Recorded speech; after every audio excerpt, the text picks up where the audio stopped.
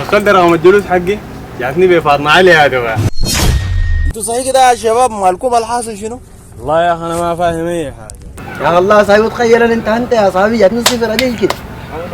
يا اخي صفر يا اخي انا امتحنت وجاتني 40 وجاتني نجاح. معقولة الغريبة حقي يا دواء.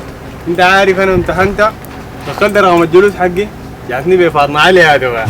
انتوا عارفين يا جماعة انا اول مرة دخلت جاتني 55، ثاني مرة 70، ثالث مرة 90، والحمد لله في النهاية نجاح.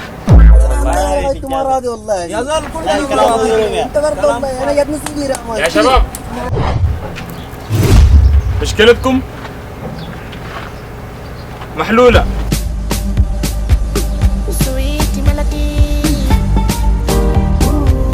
لا حول الله، ده زول يا جماعة اقسم بالله ده الحل.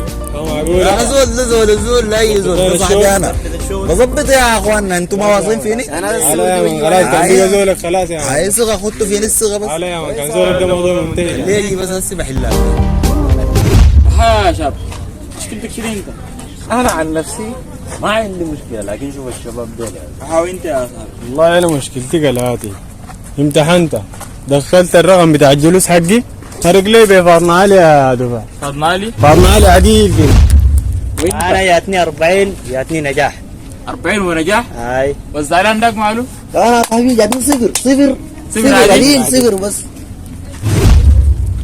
طيب يا شباب مشكلتكم محلولة.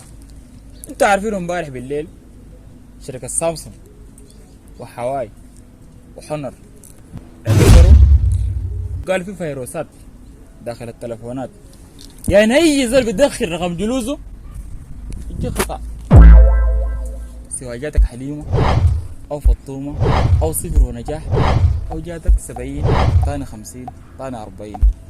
ما تخافوا، انا الليلة احل لكم مشكلتكم دي كلها. بس مطلوب منكم شنو؟ كل واحد يجيب تليفونه سواء كان حنر او سامسونج او حواي، بحل لكم هسي.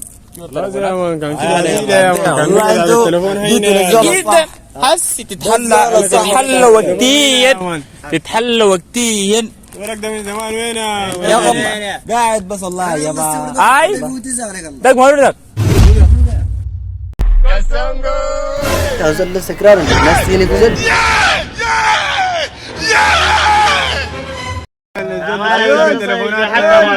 لا يا جماعه ما بعرف يا مان ما تعرفوا كيف يا مان. يا زول ما بنعرف.